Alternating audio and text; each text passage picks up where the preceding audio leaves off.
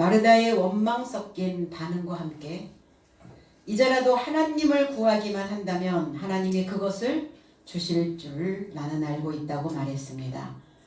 그럼 하나님을 구하려면 어떻게 해야 하는가? 하나님을 구하려면 하나님에 대한 믿음이 있어야 하겠죠. 믿음이 있어야 가지고 있는 하나님이 가지고 계시는 그 모든 것들을 우리는 받아들일 수 있다는 겁니다. 우리가 어떤 사람에게 내가 필요한 것들을 요구할 때 우리는 그 상대가 믿음직스러야 그 모든 것들을 구할 수가 있는 것처럼 나를 믿느냐 오늘 주님께서 우리에게 물어보실 때 우리는 과연 어떤 대답을 내가 할 수 있을지 시간 사고하는 그런 시간이 되시기를 바랍니다. 23절로 24절 예수께서 가라사대 내 오라비가 다시 살리라. 마르다가 가로되 마지막 날 부활에는 다시 살 줄을 내가 아나이다 그랬어요. 다시 산다. 너의 형제가 다시 살 것이다. 아나히스테미를 쓰고 있습니다. 아나 위로 들어 올리는 겁니다. 일어서는 거예요. 똑바로 세워지는 것입니다. 마가복음 5장 41절로 42절에 그 아이의 손을 잡고 말씀하시되 달리다꿈 하시니 번역하면 내가 내게 말하노니 소녀야 일어나라 하심이라. 소녀가 곧 일어나서 걸으니 나이가 12살이라. 사람들이 곧 크게 놀라고 놀라거늘 그랬어요. 회당장이 야이로라고 하는 딸이 일어난 사건을 이렇게 표현합니다. 일어나라. 살아나라가 아닙니다. 일어나라. 일어나라 아이야. 일어나라 소녀야. 아니스테미. 회당장은 누굴까요? 회당 교회죠. 교회의 머리입니다. 교회의 우두머리. 그리고 통치자이기도 합니다. 목자죠. 그러니까 교회의 목자. 야이로라고 하는 의미는 뭐냐면 계몽가라는 뜻이에요. 계몽자. 우리 예전에 계몽 출판사 이거 들어보셨죠? 계몽이 뭘까요? 그래서 불을 붙이는 자. 야이로라고 하는 의미는 불을 붙이다, 빛나다 라고 하는 단어를 또 동의어로 가지고 있습니다. 여기에서 나오는 아이의 손을 잡고 그랬어요. 아이는 어떤 아이일까요? 초등학생일까요? 아니면은 유아일까요? 아동일까요? 청소년일까요? 그래서 여기에서 나온 아이는 파이디온이라고 하는 단어입니다. 훈육받는 자, 교육을 받고 있는 자, 그리고 훈련시키고 가르침을 배움을 통해서 무엇인가를 터득하고 있는 사람을 아이라고 성경은 표현합니다. 그러니까 우리가 생각하는 꼬맹이가 아니라는 거예요. 초등학교 아이가 아니라는 거예요.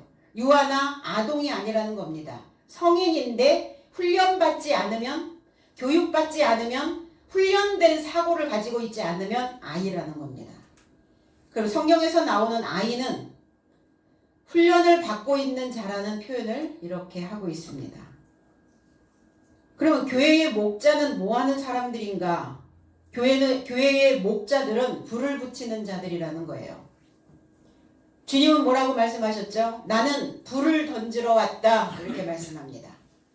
꺼져서 냉랭하여 있는 자들, 마음에 불이 붙지 않고 있는 자들, 항상 무엇인가 축축하죠? 척척해 있으면 어때요?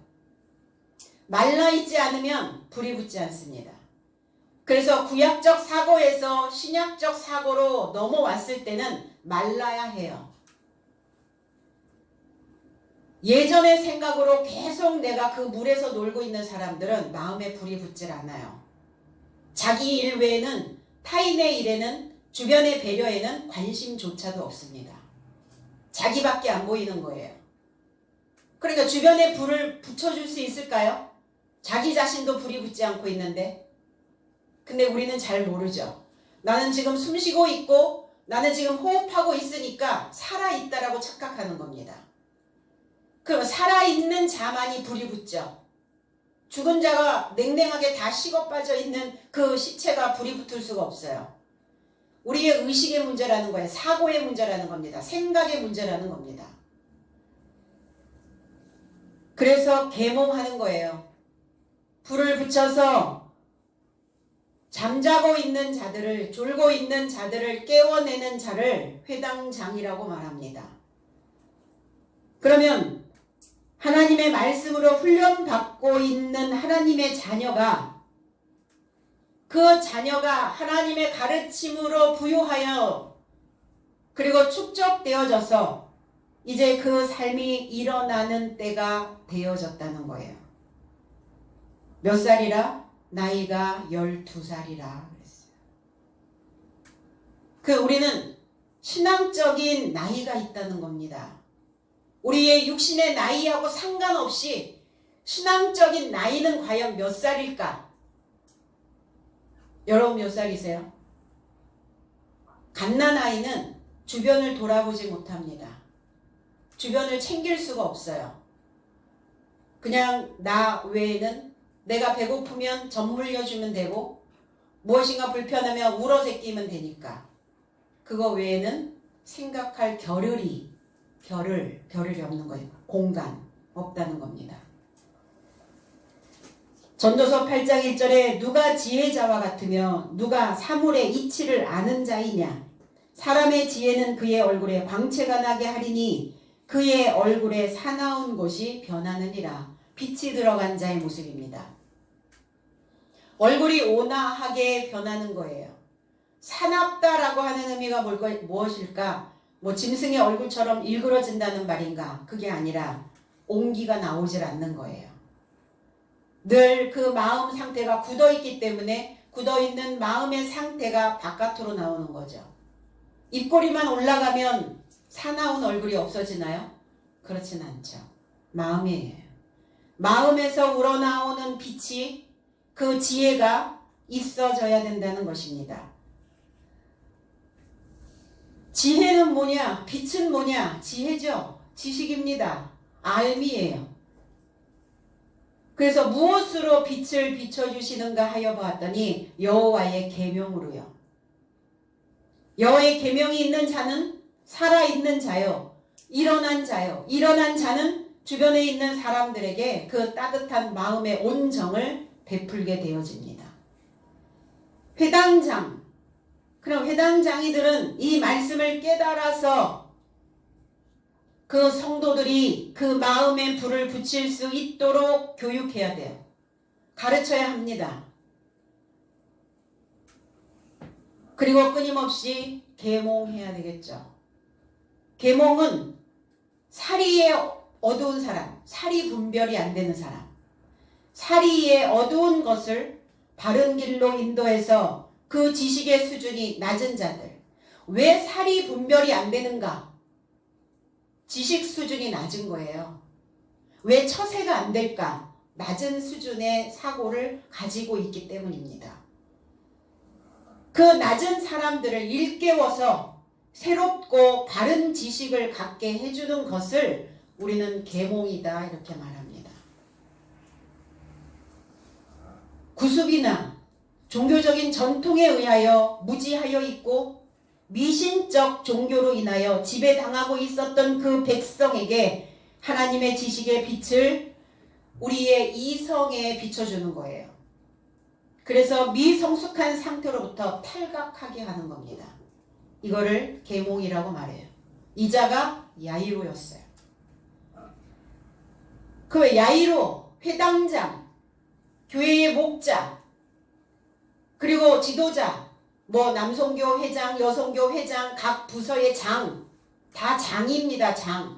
장들은 뭐 해야 되는가? 비춰주는 자여야 된다는 거예요. 그러면 장들은 뭐 하는 사람이냐? 마당새예요, 마당새. 우리가 마당새라고 하는 이 단어를 쓰면서 약간 천한 아니면 낮은 수준에 있는 일을 하는 사람이라고 우리가 그렇게 알고 있지만 마당의 어원은 뭐냐면 맞이의 어원이에요. 맞이라는 뜻이에요. 맞이, 우두머리, 머리예요, 머리. 그럼 이 쇠라고 하는 이 단어는 뭐냐면 우리 이름을 지을 때 이름 끝에 전미사인데 끝에 오는 단어인데 우리 영수, 철수 이런 숫자를 쓰지 않습니까? 그러니까 이 수가 변해서 수라고 하는 단어가 변해서 쇠라는 단어로 읽혀지기 시작했어요. 그럼 이 수라는 단어, 쇠라는 단어는 뭐냐? 뛰어난 사람이라는 의미를 가지고 있다고 추론해봐도 맞다는 겁니다. 그럼 머리요, 통치자요, 다스리는 자요. 그 뛰어난 사고를 가지고 있는 자를 우리는 장이라고 말합니다. 그럼 장은 장급이 되어져야 돼요. 장의 사고를 가지고 있어야 됩니다. 마지의 생각을 가지고 있어야 된다는 것이에요. 오늘 그리스도 예수를 우리는 맏아들이라고 말합니다. 첫 열매라고 그렇게 말씀합니다. 마지로 오신 그리스도의 공의로우신 법으로 이 장들은 반드시 불을 밝히는 뛰어난 자가 되어져야 되는 것입니다. 오늘 소녀야 달리다 꿈 이렇게 말씀합니다. 이 달리다 꿈이라고 하는 의미는 아람어에서 온 단어입니다. 히브리어도 아니고 헬라어도 아니고 아람어. 탈리다, 탈리다, 신선하다, 어린 소녀 이런 단어를 가지고 있고 구약으로 히브리어로 넘어가면 히브리어에서 이제 아람어로 가면 텔레라는 단어가 나와요. 그럼 이 텔레라고 하는 단어는 뭐냐면 비단같이 다채로운 색으로 무늬가 넣어진 이게 탈리다라는 의미예요. 달리다. 쿰은 뭐냐? 쿰이 일어나다죠. 일어나다. 아름다운 비단같이 다채로운 색으로 무늬가 넣어진 자. 예전의 무늬가 아니라는 거예요. 우리 사람이 지루할 때가 있죠. 왜 지루해지죠? 똑같은 무늬를 가지고 살고 있기 때문에 그래요. 무늬가 바뀌지 않아. 장이면 뭐 할 겁니까? 무늬가 바뀌어야지. 배우면 뭐 할 거예요? 새로운 무늬가 들어가야죠. 다채로운 무늬, 다양한 무늬가 비단실로, 명주실로 수놔져야 된다는 것입니다. 창세기 30장 32절에 야곱이 에서를 피하여 삼촌 라반의 집에 가서 종살이를 합니다. 그때 야곱이 라반의 집에서 품삯을 받을 때 이렇게 정합니다. 외삼촌의 양떼로 두루 다니며 그 양중에 아롱진 자와 점있는 자. 이 점있는 자라고 하는 이 의미가 텔레라는 단어예요. 달리다라는 의미입니다. 다채로운 문양으로 수놓아진 새로운 자라는 겁니다. 점있는 자와 검은 자를 가려내며 염소 중에 점있는 자와 아롱진 자를 가려내리니 이 같은 것이 나면 나의 삭시 되리이다. 점 있는 자, 점이 있다고 하니까 우리는 흠이 있다라고 그렇게 생각을 하는데 흠 있는 것이 아니에요. 야곱이 흠 있는 것이 아니라 점 있는 것이 아니라 다채로운 문양이 놓아진 자, 새로운 자를 야곱의 품삯으로 가져간 것입니다. 늘 흠만 보이면 되겠어요? 흠집 투성이 인생이면 되겠냐고요. 하나님의 말씀으로 이제 다채로운 문양들이 말씀 66권의 다채로운 문양이 이제 우리의 삶 속에 수놓아져야 될 줄로 믿습니다. 그래서 신선한 소재로 무늬가 새겨진 자라는 것입니다. 왜 우리가 학문을 하죠? 왜 문학을 즐겨서 읽고 왜 문학을 합니까? 우리 항상 인문학, 신문학, 신에 대한 문학, 사람에 대한 문학, 문학이 뭡니까? 문이라는 거예요. 문이. 어떤 문의를 그 사람이 가지고 있는가? 그러면 사람은 사람의 문의를 가지고 있어야 되죠. 그런데 사람이 짐승의 문의를 가지고 있는 자도 있다라고 성경은 말합니다. 왜 짐승의 문의가 되었을까요? 다채로운 색으로 나를 수놓지 않기 때문이에요. 오늘 이 말씀이 여러분들에게 실가락으로 나가면 여러분들은 이 시를 배틀에 앉아서 직조하셔야 된다는 겁니다. 그리고 이 말씀의 무늬를 내 가슴에 나의 온 몸에 수놓으셔야 된다는 것입니다. 신의 무늬가 뭡니까? 신학이 우리 신학 그러죠? 신문학입니다. 신에 대한 무늬를 놓을 수 있는 학문. 지금이 어떤 시간입니까? 신의 무늬를 놓을 수 있는 배움을 그리고 교육을 가르침을 받는 우리 모두가 다 파이비온이라는 것이에요. 그랬어요. 쿰이 일어나라. 어떻게 일어나야 돼요? 자리를 박차고 일어나라. 일어나서 어떻게 하셔야 돼요? 지탱하셔야 됩니다. 그리고 내 삶이 새로운 문양으로 명백하여 있는가 있지 아닌가를 내 생각들을 끊임없이 관찰하고 관리하셔야 되는 것이에요. 육신은 어때요? 육신과 정신이 맞물려 있기는 한데 육신과 정신은 항상 분리되어져 있어야 됩니다. 육신과 정신이 맞물려 있으면 어때요? 육신이 조금 편안하면 정신도 늘어지고 그 육신이 편안할 때 정신은 무장해 있어야죠. 그 육신이 힘들 때 그때 비로소 일어서려면 지탱이 안 된다는 거예요. 박차고 일어나야 되고 일어났다면 지탱해야 되고 그리고 내가 내 삶의 믿음으로 무엇인가를 성취하셔야 되고 그리고 확실히 하시라고요. 내가 하나님의 성도인가 하나님의 장인가 나는 빛을 밝힐 수 있는 그리고 무엇인가 내게 바른 지식을 전달해 줄 수 있는 높은 수준의 야이로가 되어져 있는가 명백히 확실히 그리고 이 기초를 반드시 틀림없이 정해 놓으셔야 된다는 것입니다. 인생을 살면서 가장 힘든 게 무엇입니까? 사람으로 인하여 괴롭힘을 당하는 그것이 힘듭니까? 그것 때문에 힘든 게 아니에요. 괴롭힘을 당하다 보니까 마음이 주저앉아 버리는 거예요. 마음이 일어나지를 못하는 것입니다. 돈이 없는 거 그것도 힘들 수 있어요. 건강을 잃어버린 거 그것도 힘들 수 있겠죠. 내가 가장 무엇인가 아끼는 것을 상실해버린 그 상실감으로 인하여 가장 힘든 시기를 겪고 있을 수도 있어요. 그런데 이런 요소들 때문에 마음이 주저앉아 있으면 가장 힘들다는 거예요. 어떠한 상황이어도 인간이 감당하지 못할 것은 없습니다. 그런데 마음이 주저앉아 버리면 마음이 일어나질 않으면 힘든 거예요. 환자를 고치는 의사들이 이렇게 얘기합니다. 가장 힘든 건 그 환자가 병을 얻은 것이 힘든 것이 아니다. 그 환자가 이 병을 이기고 일어서려고 하는 마음이 없기 때문에 의사도 힘들고 환자도 힘들다는 거예요. 그러면 우리는 신앙생활 안에서 뭘 하셔야 되는가? 내 마음이 유지되어져 있는가? 지탱하고 있는가? 그것을 분명히 확실히 틀림없이 증명하고 가셔야 되는 것입니다. 삶의 공고함이 올 때 우리의 마음의 지지대가 무엇입니까? 지주대가 무엇입니까? 무엇을 마음으로 지탱하며 버티며 우리의 생각들을 다스려내고 계시죠?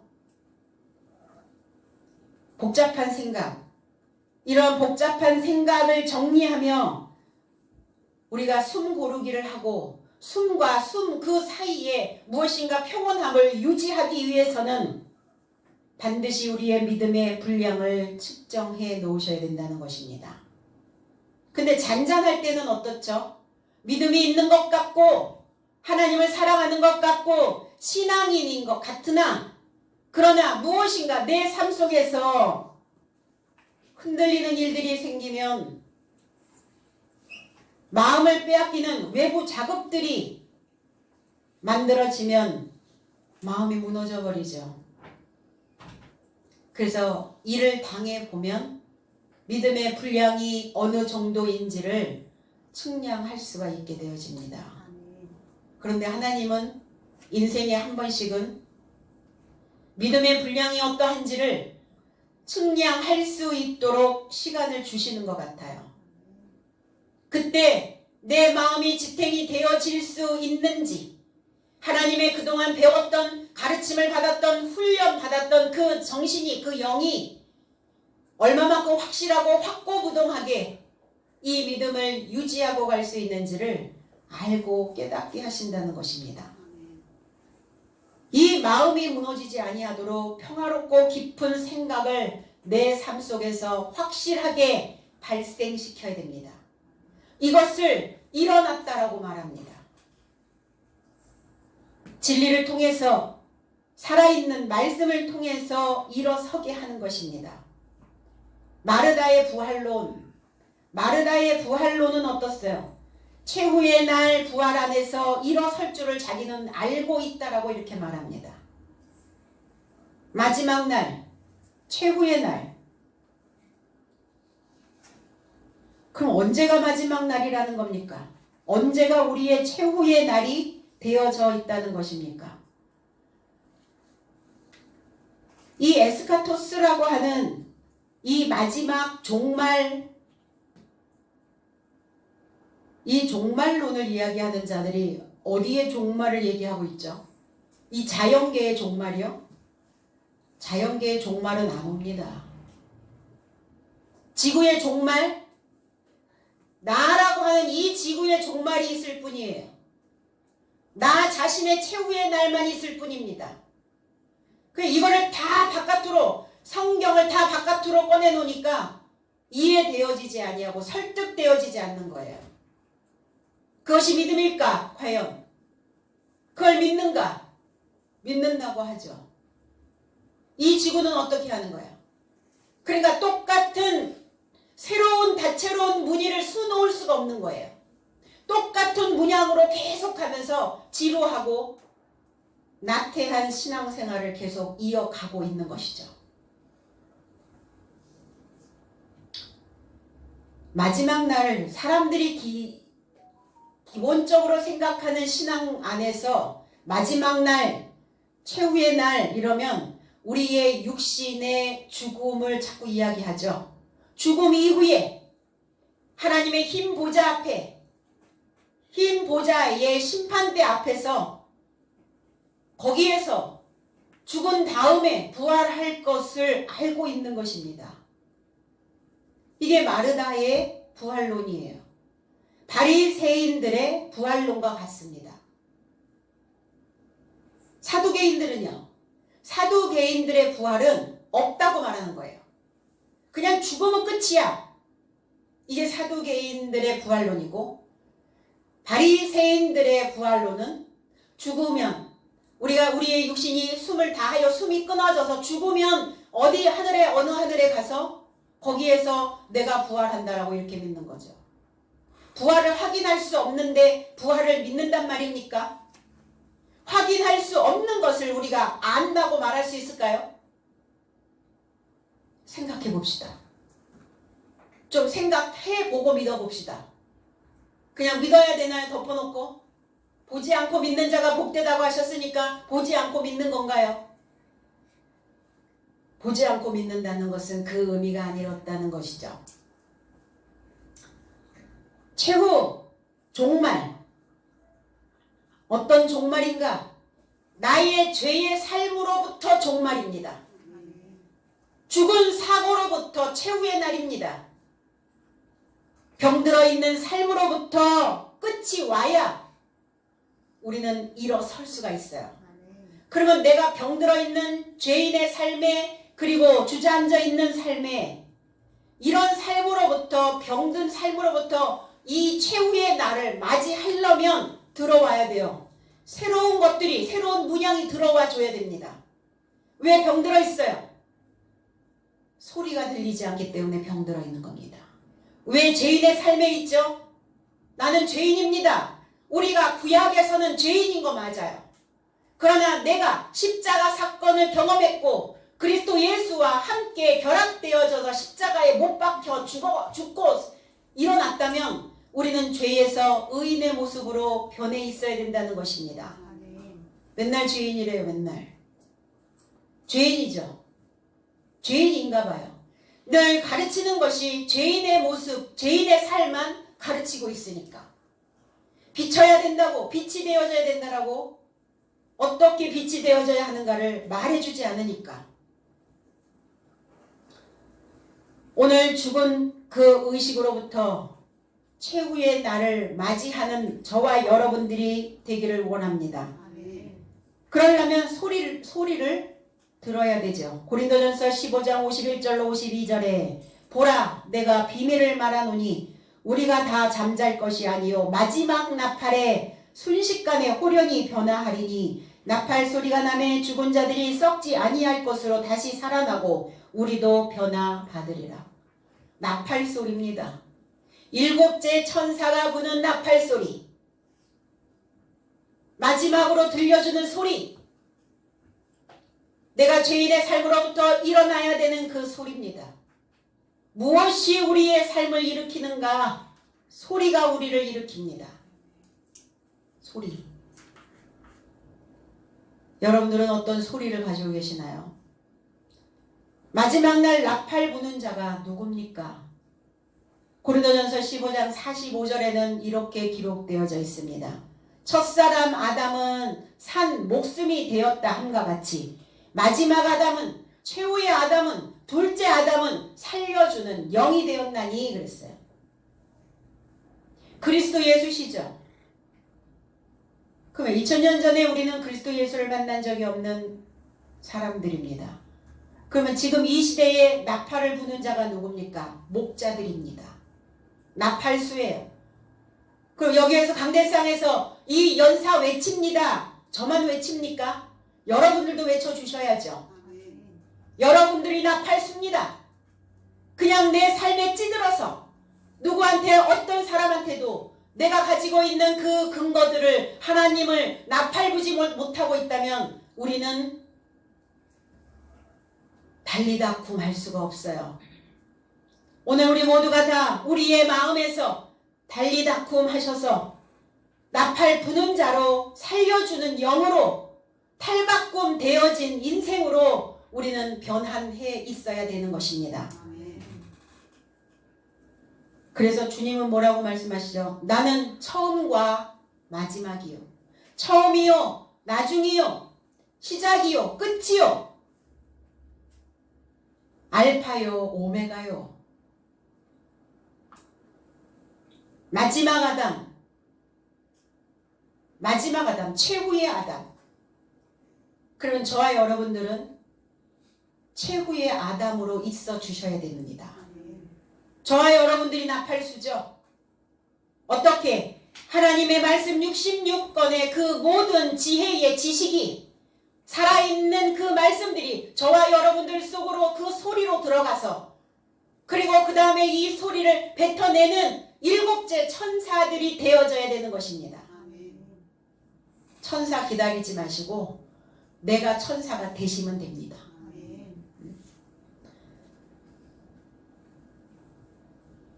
그래서 그리스도의 물소리가 내 속에서 들려야 해요. 내 속에서 어떤 물이 출렁거리시는가? 내 속에서 들리는 물소리는 어떤 소리인가? 진리의 소리인가? 그래서 마지막 날 일어난다는 거예요. 우리가 최후의 날 일어날 수 있습니다. 그 소리를 듣는 자만이 일어날 수 있다는 거예요. 죽어서 부활이 아니라 살아있을 때 우리의 개념이, 우리의 의식이, 우리의 마음이 내 속에 놓여져 있는 그 수들이 문양이 바뀌는 거예요. 이거를 일어섰다라고 말합니다. 아니스템이 우리의 높은 수준이 되어지는 거예요. 높이 올라가야 보이죠. 낮은 자세로 낮은 곳에 앉아 있으면 아무도 안 보여요. 나만 보여요. 내 문제만 보입니다. 내 사건만 맨날 보도하게 돼요. 올라가면 어떻죠? 두루 보이죠? 다 보입니다. 그래서 인생은 올라가고 봐야 해요. 높아져 있어야 됩니다. 그럼 무엇으로 높아져 있어야 되는가? 무엇으로 우리가 그 관제탑에 들어가서 모든 사물들의 움직임들을 볼 것인가요? 지식입니다. 지혜예요. 하나님의 지혜의 말씀이라는 것입니다. 이 말씀을 들어야 일어날 수 있고, 그래서 우리가 의로운 청지기로서 하나님의 믿음직스러운 일꾼으로 세워진다는 거예요. 일꾼 맞죠, 우리는? 육신의 밥은 내가 먹는데 영적인, 정신적인, 마음의 양식은 무엇으로 먹을 겁니까? 그러면 일꾼들은 뭐 하셔야 돼요? 교회의 장들은 뭐 하셔야 됩니까? 마음이 항상 세워져 있으셔야 된다는 거예요. 높이 올라가 있으셔야 돼요. 두루 다 보이셔야 됩니다. 최후의 날이 죽은 날이 아니라는 겁니다. 살아있을 때, 깨어있을 때, 내가 움직이고 있을 때, 그때가 바로 우리의 최후의 날이라고 말씀합니다. 그러니까 살아있는 동안 일곱째 천사가 불어주는 복음의 소리가 내 삶에 전파되어져야 돼요.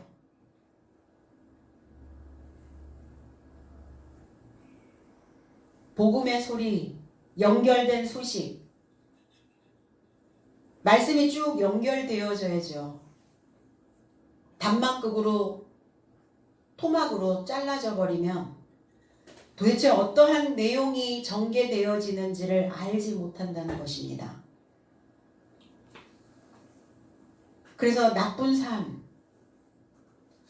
삶은 빨리 죽고, 그러니까 내가 일어서려면 어떻게 해야 돼요? 내가 주렁주렁 매달고 있는 그 나쁜 삶들을 다 죽여야 해요. 버리는 차원이 아닙니다. 죽이라고 성경은 말씀합니다. 가지고 있는 이 사상들을 뜯어서 버리라는 거예요. 왜 그렇게 마음들이 여유로워지지 않을까? 왜 그렇게 마음의 바탕들이, 공간들이 확보되지 않을까요? 왜 그럴까요? 왜 달리다가 안 될까? 왜 새 문양으로 수놓아지지 않을까? 버리지 않기 때문이에요. 죽지 않기 때문입니다. 죽으라고 하면 버티죠. 죽지 않으려고. 그래서 다 정신의 마음에 주렁주렁 매달고 다니다 보니까 어때요? 그 무게감 때문에 짓눌려 버리는 거예요. 무게감이 나를 짓누르니까 어디까지 내려가요? 지하 몇 층까지 내려가실래요? 그러니까 늘 어두움인 거예요. 빛을 보지 못하는 겁니다. 성장하지 못하는 거예요. 음지식물로 성장한다고요? 한계가 있죠. 음지에 있는 식물도요, 한 줄기의 빛이 창문을 통해서 들어오잖아요. 그쪽을 향해서 싹을 뻗습니다. 여러분, 감자 박스에다가 넣어가지고 지하실 창고에다가 한번 넣어놔보세요. 음지죠. 그런데 얘네들도요, 창문 그 틈 사이로 비춰주는 그 빛을 향해서 싹이 그렇게 뻗어나가요. 놀랍지 않나요? 그 식물도 그러는데 하물며 인생이, 사람이 하나님의 형상을 입었다라고 하는 신앙인들이 왜 우리는 하나님의 빛을 통해서, 설교를 통해서 왜 지금 자라지 못하고 있는가? 왜 성장하지 못하고 있는가? 복음의 문제라는 것입니다. 전파자의 문제이기도 하고, 제대로 된 전파를 들었다면 스스로 문양 바꾸기를 하셔야 되는데 스스로 문양 바꾸기를 하지 않는 거예요. 힘들거든요. 왜? 다 속 드러내야 되니까. 내 속을 다 헤집어서 바탕부터 어떠한 문양이 깔려 있는지, 어떤 무늬가 지금 수놓아져 있는지 그거 다 봐야, 보고 가야 되니까 귀찮단 말이에요. 에너지는 얼마나 많이 쏟아지겠어요? 정신적으로 얼마나 많이 쏟아내야 되겠어요? 그냥 대충 보여지는 거 대충 이렇게 헤쳐놓고 그리고 사는, 그거는 하나님을 믿지 않고 하나님을 모르는 사람들은 그렇게 살 수 있어요. 그러나 하나님을 안다라고 우리 입술로 하나님의 이름을 부르고 있는 저와 여러분들은, 신앙인들은, 그리스도인들은 그렇게 대충 이렇게 옆에다가 밀어놓고 살아서는 안 된다는 것입니다. 그래서 좋은 열매를 감당할 수 있는 삶으로, 좋은 열매를 맺히는 게 아닙니다. 그 가지는 그 열매를 감당하는 겁니다. 지탱해 주는 겁니다. 유지하는 겁니다. 아니스템이 일어서게 만드는 거예요. 과일이 다 바닥으로 낙과가 되어지면 어떻던가요? 볼품없어요. 쓸모없습니다. 인생도 내가 바닥으로 곤두박질 치잖아요. 다 짐승의 먹이가 돼버려요. 짐승으로 산단 말입니다. 짐승으로. 그래서 뭐 하셔야 돼요? 수준 있는 사람들을 만나세요. 나보다 레벨이 높은 사람들과 친교하셔야 됩니다. 우리가 자녀들한테도 친구를 사귈 때 뭐라고 얘기하던가요? 자유니까 아무나 만나라고 하던가요? 그렇게 말하는 부모는 없습니다.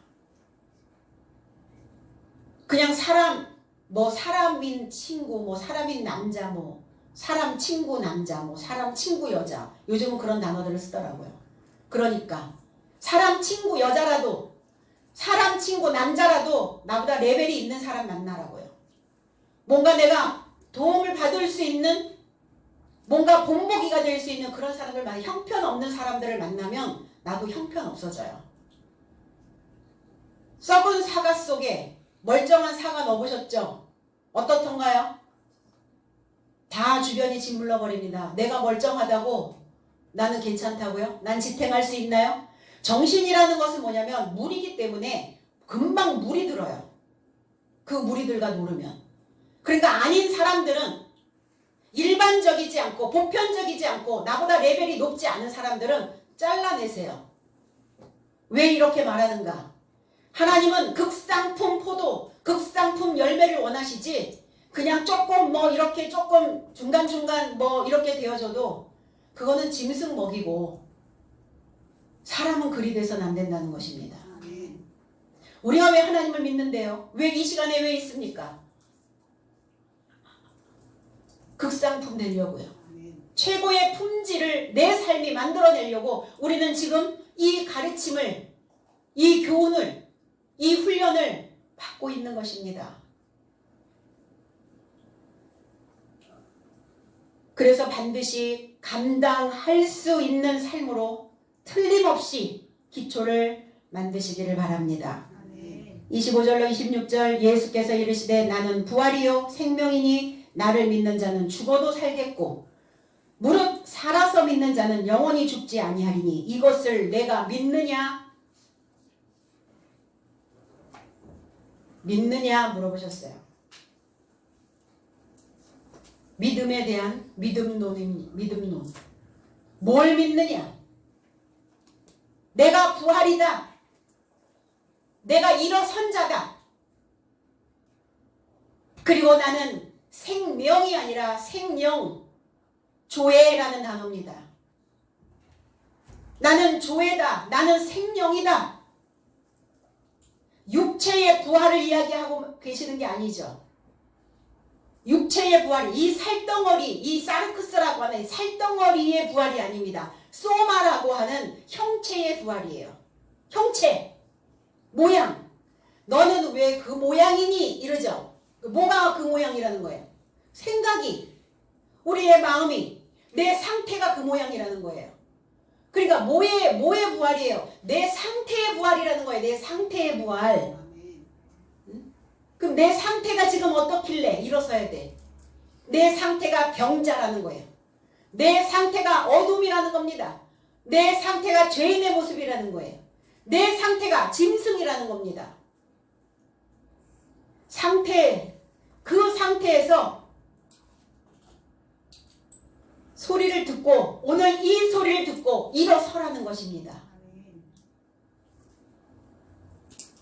그래서 짐승 같은 상태에서 사람의 상태로 이 생각의 모양새가 아름다워야 해요. 이 생각의 모양새가 아름다우려면 우리의 이 안구를 360도로 돌리셔야 됩니다. 그래서 뭐라 그래요? 뒤통수에도 눈이 있어, 이런 표현하죠. 안 보이세요? 앞만 보이시나요? 발등만 보이시나요? 두루두루 보셔야지요. 나의 손길을, 나의 마음을 필요로 하는 자가 누가 있을까?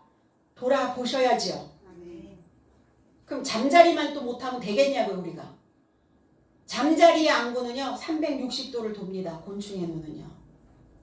물론 생존하기 위해서 그렇게 진화되어진 것도 맞기는 해요. 태화된 것도. 그럼 우리도 그게 해야죠. 우리도 진화하셔야죠. 이미 태어나서 진화 안 하십니까? 다시 새로워지지 않아요? 탈바꿈 안 하십니까?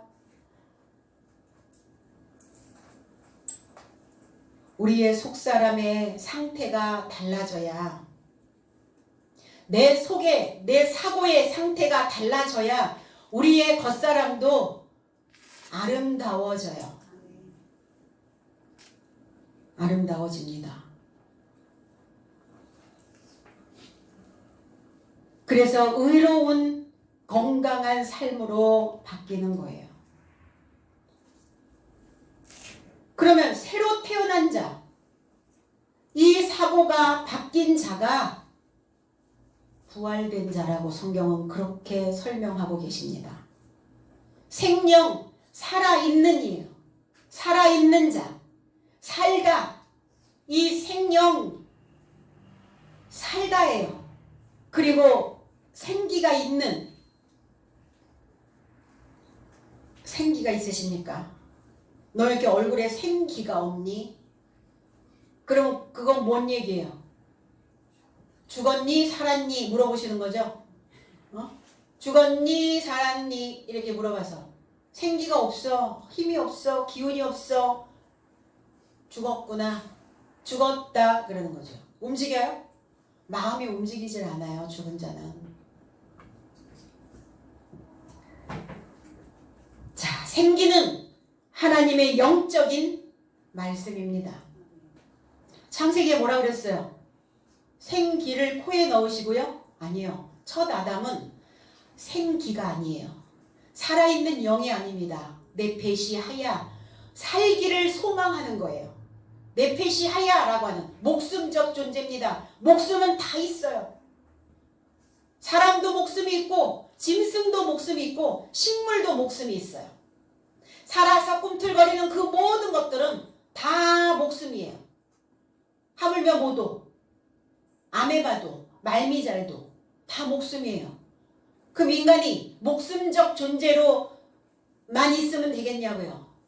살아있는 영이 되어져야죠. 생영이 되어져야죠. 그러려면 생기가, 살아있는 영이, 살아있는 말씀이, 진리의 물이 내 코로 흡입되어져야 되는 것입니다.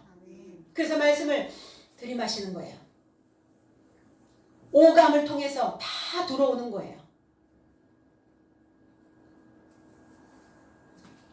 그래서 주님은 내가 살아있는, 나는 생기가 있는 떡이다.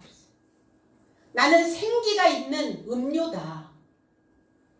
그래서 그 양식을 먹고 그 물을 마시는 자는 죽지 않고 영원히 살리라.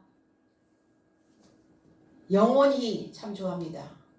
지상에 영원히 있을까요? 내가 당신을 영원히 사랑해. 영원히 사랑이 되나요? 사람의 생각이? 아니죠. 계시록 3장 1절에 사대 교회의 사자에게 편지하라. 하나님의 7영과 7뼈를 가지신 이가 이르시되 내가 내 행위를 아노니 내가 살았다 하는 이름을 가졌으나 죽은 자로다. 뭐가 없단 얘기예요? 생기가 없다는 거예요. 살아있는 영이 없다는 거예요. 살아있는 영이라는 건 뭐예요? 하나님은 영이시오. 성경은 영적 하나님이시오. 말씀이, 살아있는 말씀이 들어가서 내 삶을 움직여야 되는데, 뭐 하셔야 되는데? 바운스 하셔야죠. 심장이 바운스 안 하십니까? 말씀을 들으면 설레어야 되고, 예배를 통해서 내 의식이, 내 마음의 생각들이 무엇인가 꿈틀대야 되는데 꿈틀대지 않아. 그렇다면 죽은 자로다.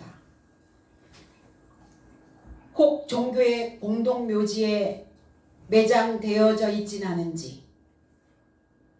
종교 행위만 하면 다 됩니까?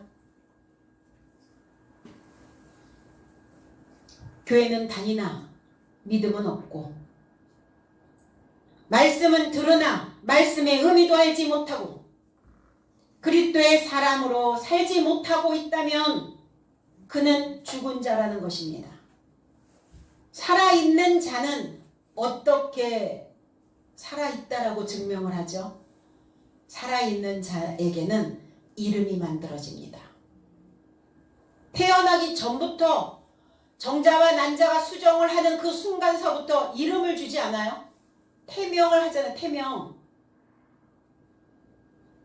죽은 자는 이름이 없어져요. 호적에 이름 없어집니다. 등본에 없어져요. 사망자로 나옵니다. 그 사람이 썼던 고유 번호 절대로 못 씁니다.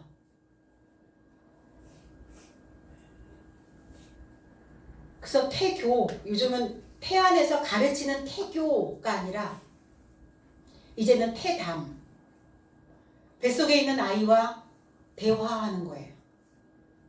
그리고 태통,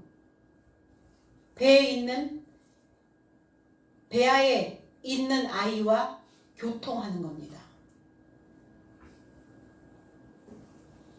하나님과 교통하시나요? 하나님의 말씀과 대화를 나누고 계시는가요? 자, 이름, 살아있는 자들만 갖고 있는 이름. 이게 뭡니까? 이름이 곧 존재 증명이죠. 그럼 우리는 어떤 이름을 가지고 계십니까? 그리스도인이라고 하는 이름을 가지고 있어요. 그러면 그리스도인이라는 이름으로 우리는 살아야죠. 살아있는 정신, 살아있는 마음이 있어야 되는 것입니다. 그러려면 그 마음이, 그 영이 바탕에 기록되어져야죠. 살아있는 생각으로, 꿈틀거리는 생각으로 기록되어져야 되는 것입니다. 그래서 우리의 믿음의 페이지를 채워가는 것입니다. 그래서 우리는 이 동양 사상, 우리나라의 사상이 하나님의 말씀과 우리의 믿음 생활과 신앙 생활과 부합이 되어져요. 서양 사상과 동양 사상의 차이. 자, 서양 사상들은 어때요? 서양의 사상들은 아이가 태어나면 그때부터 한 살이죠. 태어나서 1년이 지나야. 태어나서 1년이 지나야 한 살. 동양 사상은 어떻죠? 태어나면서 한 살이죠. 여러분들은 몇 살에 태어나셨어요? 몇 살에? 0살에 태어났어요? 우리는 한 살에 태어나는 거예요. 그럼 한 살에 태어났다는 것은 뭐예요? 하나 되어 태어났다는 거예요. 뭐와 하나 되어? 하늘과 땅이 하나 되어 태어나는 거예요. 이게 동양 사상입니다.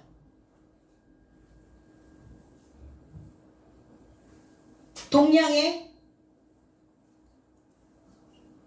생일을 맞이하는 사람들이 생일, 태어난 날이죠. 그래서 우리 모두가 다 한 살, 태어나면서 한 살, 하나 되어서 태어난 자들, 그 날들을 우리는 열심히 기념하고 기억하고 추억하죠.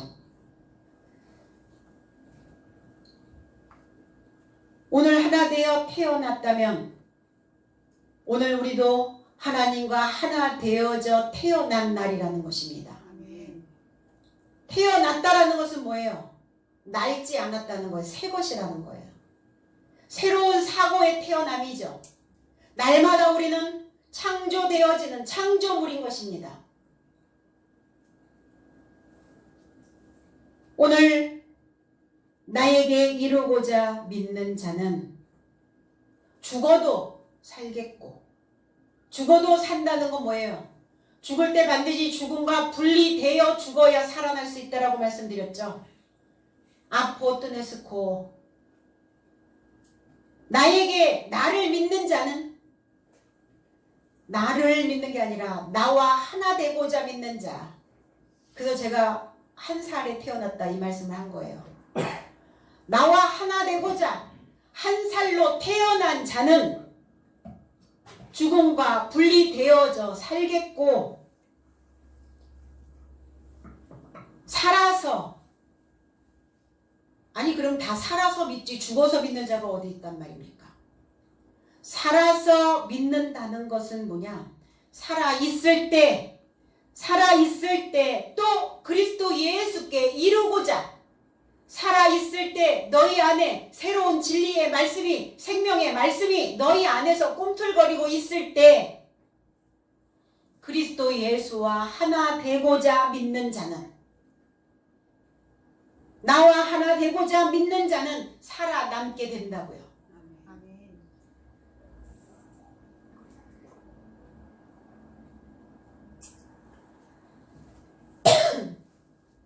영원히 산다는 것이 뭘까요? 내 육체가 영원히 사는가요? 그러면 기독교의 모든 인구가 죽지 않고 영원히 살고 있다면 내 주변이 어떻게 될 것 같아요? 이 지구촌의 환경들이 어떻게 될까요? 뭐라고 얘기해요, 사람들이? 운 없으면 150까지 산다고, 운이 없으면 180까지 산다고 그러는데 세상 사람들은, 근데 기독교는 영원히 죽지 않고 산다고요? 도대체 몇 살을 살기를 원하는 거예요? 999세까지? 네? 창세기에 나오는, 구약에 나오는 그 몇백 세, 뭐 600 몇십 세, 숫자는 의미지 숫자는 수학이 아닙니다. 그때는 공해가 없어서 그렇게 살 수 있었다고요? 그런 낭설 퍼뜨리지 맙시다 제발. 모르면 모른다고 하세요. 모르면 모른다고 해야지. 너희가 아닌 건 아니라 하고 옳은 건 옳다고 해라. 그래야지. 아닌 거를 내 마음대로 내 멋대로 자의적으로 풀다가는 어찌 되겠어요. 영원히 죽지 않고 사는 것이, 그리고 큰일 났어요. 그럼 기독교 인구들 다 화장해서 다 뿌려지고, 바다에도 뿌리고, 예전에는 산에도 뿌리고, 지금 낙골당 들어가 있고 수목장 해놓고 이랬는데, 마지막 날에 호련히, 그러면 그 가루가 된 뼈들이 다다다다닥 붙는단 말입니까? 합장한 사람들은 어떻게 합장? 이거는 내 가루고 이거는 네 심줄이고 이러니까 막 거기서 막 분리 작업이 일어나나요? 어떻게 된단 말이에요? 아니 이건 초등학생들도 얘기를 하면 어처구니 없는 일이라고 얘기한단 말입니다. 그런데 왜 기독교 안에서, 왜 신앙 안에서 이거를 왜 제대로 가르치지 못하느냐는 거예요. 다 죽은 다음에 부활을 이야기해가지고 살아났어요. 영원히 죽지 않고 살아간다는 이 단어들이 해석이 안 되니까 제대로. 내세의 생명, 현세의 생명, 살아있는 영을 소유한다는 거예요. 죽지 않고 시들지 않고 부패되지 아니하는 새로운 영, 살아있는 말씀의 영을 내가 소유하게 되어진다는 것입니다. 아멘. 믿는 자들의 마음속에서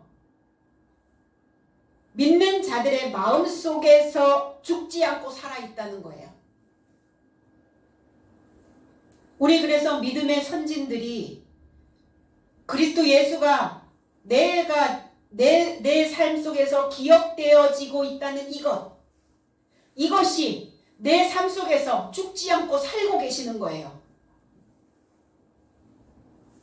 설득력이 있나요? 어떠세요? 좀 이해는 가세요? 하나님께 기억되어진다는 것입니다. 그 이름들이 하나님께 기억되어지는 자, 산자죠. 그러니까 살아있을 때 나와 하나 되고자 믿는 자는 영원히 죽지 아니한다. 기억하고 계신다는 거예요. 그러니까 살아있을 때 하나님을 잘 믿으셔야 하나님이 기억하시죠. 살아있을 때 믿음의 식구들한테 잘 하시라고요. 그래야 그 사람이 나를 기억해 줄 거 아닙니까? 그 사람 생각도 하기 싫어. 우리 그런 표현들 하죠. 그 죽은 거에 사는 거예요. 죽은 거죠. 그렇게 되어지지 않으려면 믿음 안에 들어온 사람들에게 잘해야 하고, 그리고 나를 어떤 사람으로 기억하게 할 것인가, 내 모양새를, 내 상태를 살펴봐야 하는 것입니다. 팔자소관이 따로 있습니까? 다 내가 하기 나름이지. 내가 어떻게 사느냐에 따라 그 팔자소관이 달라질 수 있다는 것입니다. 그럼 무엇으로 나를 기억시킬 거예요? 무엇으로 믿음 안에 있는 사람들에게 하나님 안에서 내 이름을 기억하게 할 것입니까? 혀로요. 나를 혀로 기억시키는 거예요. 그럼 하나님은 어떤 자를 기억하실까요? 혀로 나팔분 자를 기억하신다는 것입니다. 어떤 사람들을 기억하고 계시나요? 내가 힘들고 어렵고 공경에 처하였을 때 그 혀로 내가 아무것도 없어 다 무너질 것 같은 그 마음이 되어져 있을 때 혀로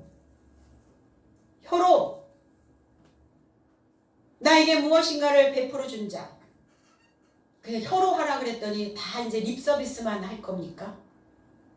혀로 한다는 것은 온 몸으로 한다는 거예요. 마음에 있는 게 혀로 뱉어내지기 때문입니다. 립서비스만이 아니라 온 몸으로, 온 삶으로 내가 뱉어내고 있는 그 말이 나를 기억시키는 거예요.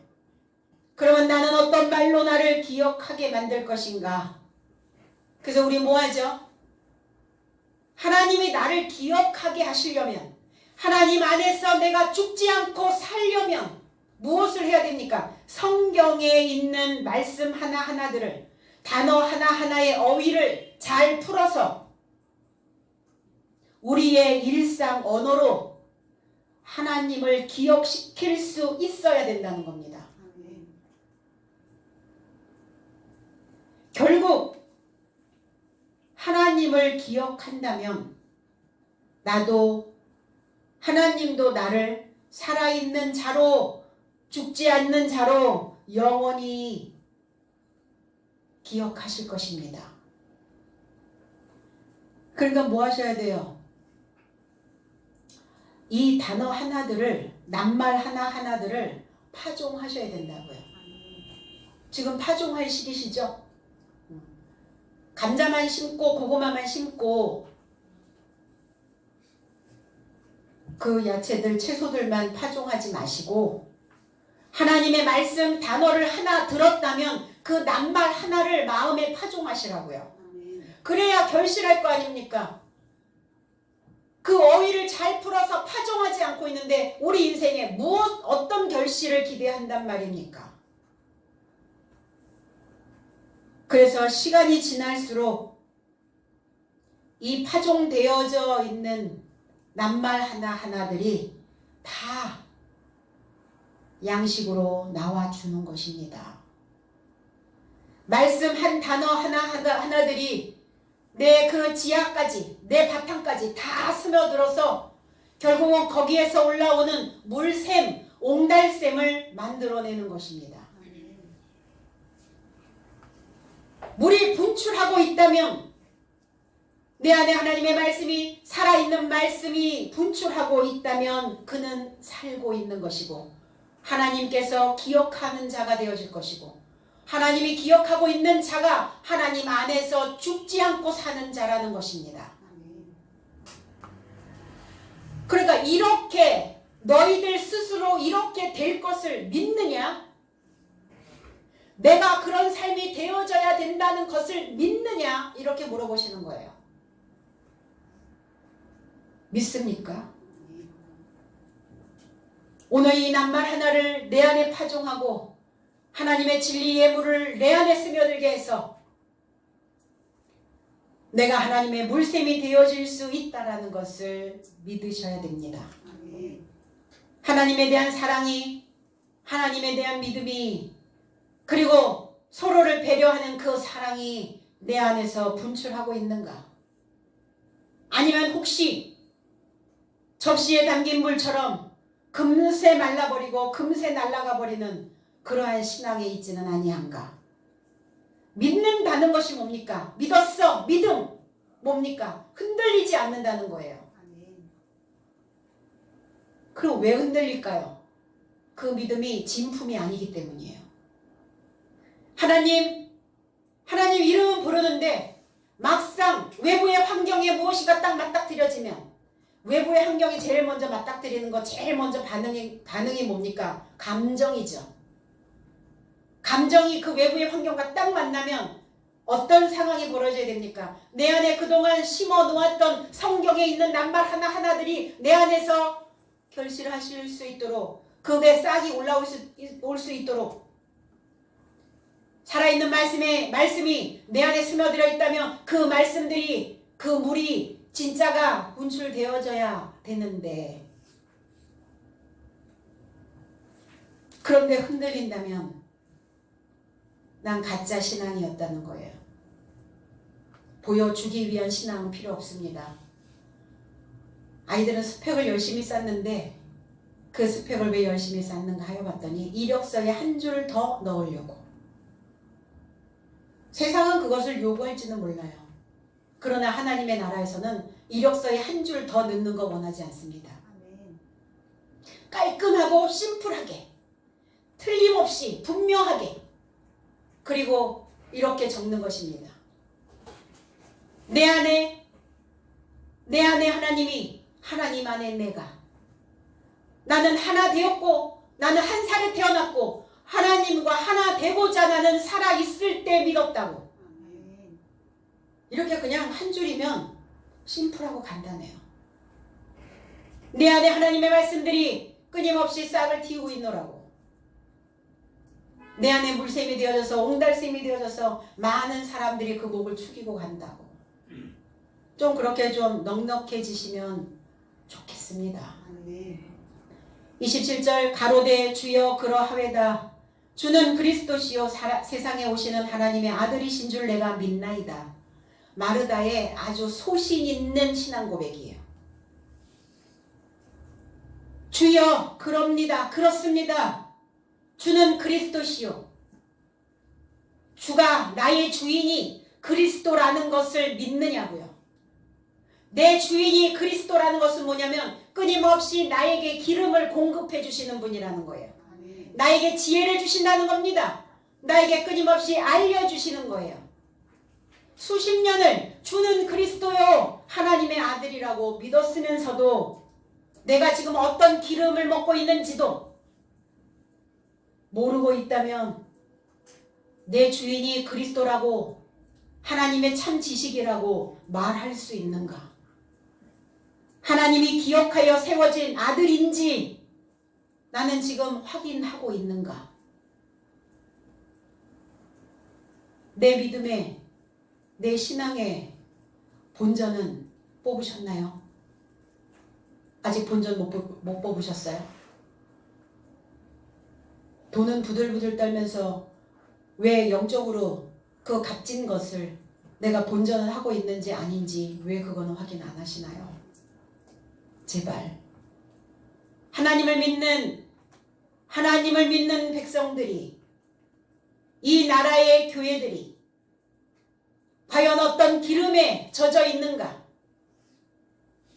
쩌들 대로 쩌들은 그 기름이 아닌가 혹여 종교의 행위에 쩌들어져 있는 그 기름 말고요. 새로운 기름이 부어지기를 소망합니다. 아멘. 예전에 껌 하나 생기면 껌이 귀했던 시절이 있었어요. 그래서 껌이 어쩌다 하나 생기면 그 버리던가요? 안 버려요. 그럼 껌 막 씹다가 벽에다가 붙여놓습니다.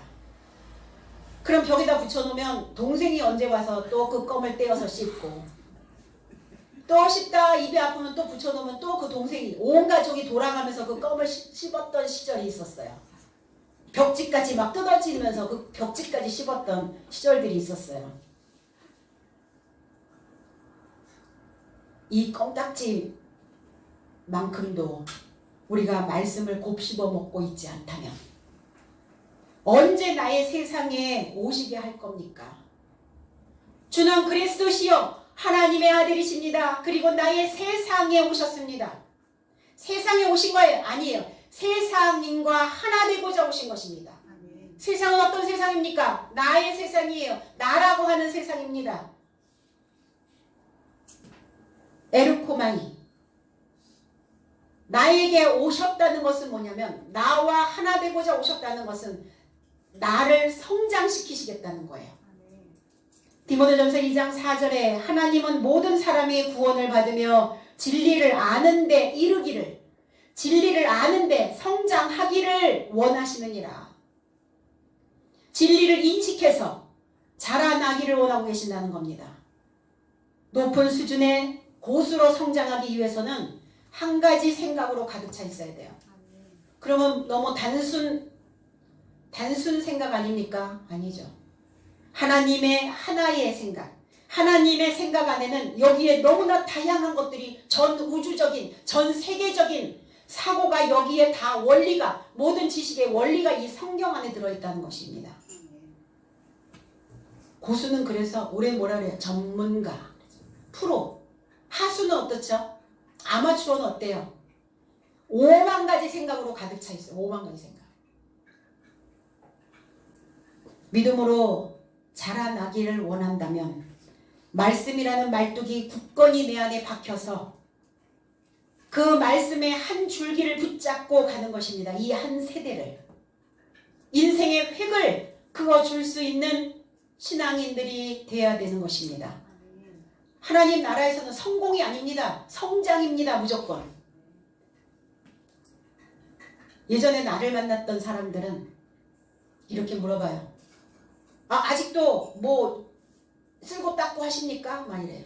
뭐 종이 조각 하나 떨어진 꼴도 못 보시고 맨날 쓸고 닦고 그러고 사느냐고 물어봐요. 그래서 저는 이제는 좀 그렇지 않습니다. 좀 내려놨습니다. 이제는 좀 털털하게 살고 있다고 말해도 그들은 믿지 않아요. 그들은 실제로 존재하는 나를 믿는 게 아니라 지금 실제 나는 털털하게 살고 있는 나를 믿고 있는 것이 아니라 예전에 그들이 기억하고 있는 남기영을 믿고 있더라고요. 혹시 우리도 말씀으로 계시는 하나님보다 내가 만든 하나님을 더 믿는 건 아닌가요? 반드시 말씀이신 영적 하나님을 믿어야 우리는 살 수 있습니다. 아멘. 산다는 거 움직이는 것이고 움직이고 있다면 내 인생의 낡은 담벼락을 오늘 고쳐야 되는 것입니다. 아멘. 위태롭게 기울어지지 않도록 언제 붕괴될지 모르는 그러한 신앙은 위험합니다. 그래서 오늘 여러분들이 믿음의 달인줄을 그리고 수평이 맞는가를 보는 달인줄을 놓는 귀한 이 한날이 되어지기를 주님의 이름으로 축복합니다. 아멘. 기도하겠습니다.